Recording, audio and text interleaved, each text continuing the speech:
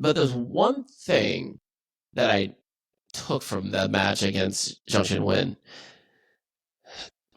QZ was 0-7 going into that match against Arena, right? And she finally beat her. I read the Hell or high, whatever. Back, blah blah blah. Yeah. And I think about that win. I mentioned this maybe in February, March, something like that. Jack Draper got to the semifinals of the U.S. Open last year on some, we'll call it some shade. Not shade, but like everyone was just kind of like falling in his path, right? But he got there.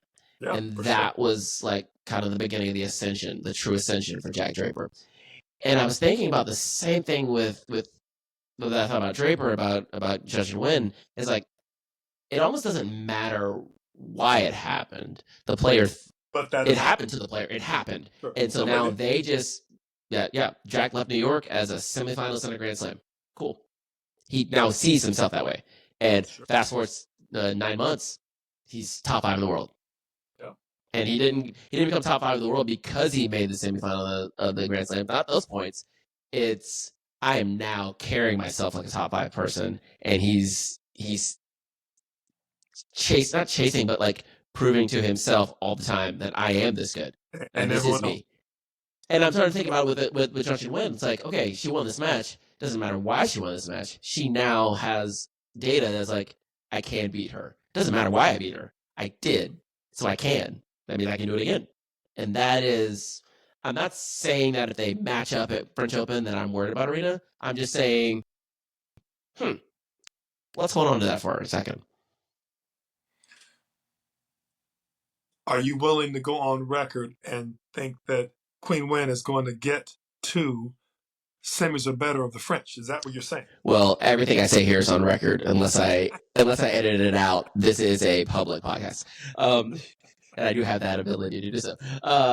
Could she make the semifinal? Okay, so I just asked you the same question about Musetti, and you went on your whole Musetti diatribe.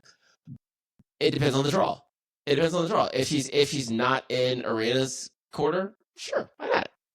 Like, she beat Iga at Roland Garros. Now, granted, it wasn't the tournament, but she beat her there at the Olympics, right? It's still 2 out of 3 sets. What are we talking about? Like, who else am I concerned about? She's final of the Grand Slam. Who else am I concerned about? And has done nothing else of note since. It's good matchups. You didn't ask me if she was the second best player on clay court. You said she was. You asked me if she made semifinals. I'm going to give you a shorter diatribe this time on Zheng. I always butcher her name. Zheng Qinwen. I got you. This is my issue. Her game matches up to certain types very well. I love her game, by the way. I think she hits a beautiful ball. I think she hits she's clean. I'm loving everything she's doing for tennis in Asia, China specifically. She's awesome. However, she does not have some of the weapons. She's much like my favorite player without a serve in the forehand to speak of at a high level, Coco Gauff. The backhand at some point is just not as big. And I think her forehand may be a little bigger than Coco's. Now, here's my point. Here's my problem. If I have a player that doesn't match up great, she needs help. And when I say that the player needs help, they need a bad day. They need a good draw, and they need the right kind of matchup on certain times and right surface, with their game being, in my mind, playing pretty solid out of the gate and all the way through. And that just also doesn't happen. It doesn't happen to the players that have all the complete package, right? It doesn't happen for Arena every time. So it's just much more unlikely to happen. Do I think they can get to the semis? Is it possible numerically? Of course. Is it likely? I don't think so. And that's my problem with Musetti. They have the potential. Yes, if the sun, moon, and stars align, you're absolutely right. I'm not saying he can't do it. He's done it. I'm saying, is it likely? And when I say is it likely, my answer is no. Now, could she? I look forward to seeing it.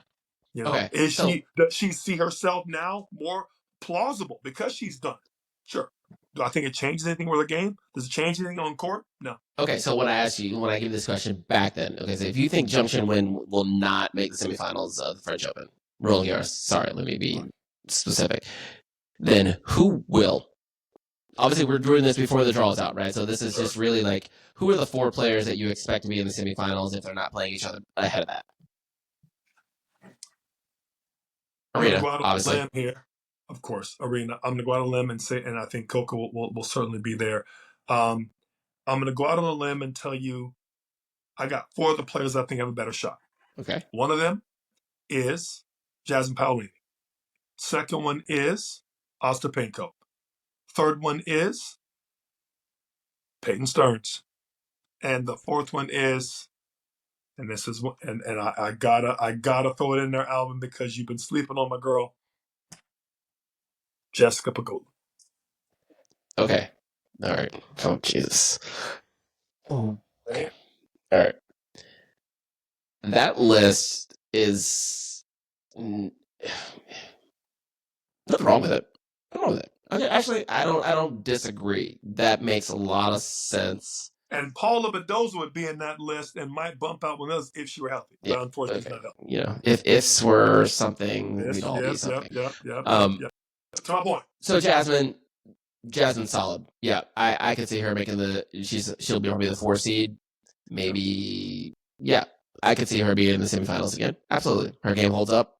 She's solid. She's been there before. Got it. Yep. Who else did you say? You said Coco? Probably. Yep.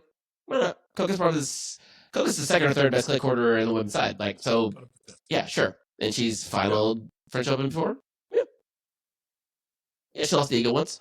So, okay, I'll give you that. Mira is who I want. I just haven't seen Mira play that solid tennis going in. I think Mira is going to be incredible. And I just feel like she goes on these runs and then she goes radio silent. And I really would like to believe more. I don't trust her to hold up on clay over 2 weeks. On the clay. That's yeah. But she's who I like as far as who I want to see. But I'm going with just who I think has the experience, has the match ability, and so on. And again, you heard it right here. Peyton Stearns and Emma Navarro both are, in my opinion, very similar game. Peyton's got a bigger forehand and plays a little bigger up serve. But they're, if not Peyton, a player like Peyton. It'll be an Emma. It'll be somebody like her. And you heard it right here. Peyton's playing some great tennis. Right? Don't come at me with Peyton Stearns propaganda when I am the Stearns propaganda machine. 100%. I'm just telling you, I think she could do it this year for that same reason. So if I decode that, you're saying, Alvin, I finally see what you've been seeing for the last year, and I agree with you. Cool. God. Got it. Alvin, yep. Awesome. I have always liked Peyton Stearns. And yes, Alvin, you're right to call Peyton Stearns. Let me decode this one. I do not think that Qinwen has the goods to go to the semis and beat 3 players that are top 10 in route. That's what I'm saying. Okay, fine. You always put me in this position where I end up saying something negative about Jessica Pegula, and I don't want to. Say it. So only because traditionally she hasn't done that well in the tournament. So I don't actually think that it's not.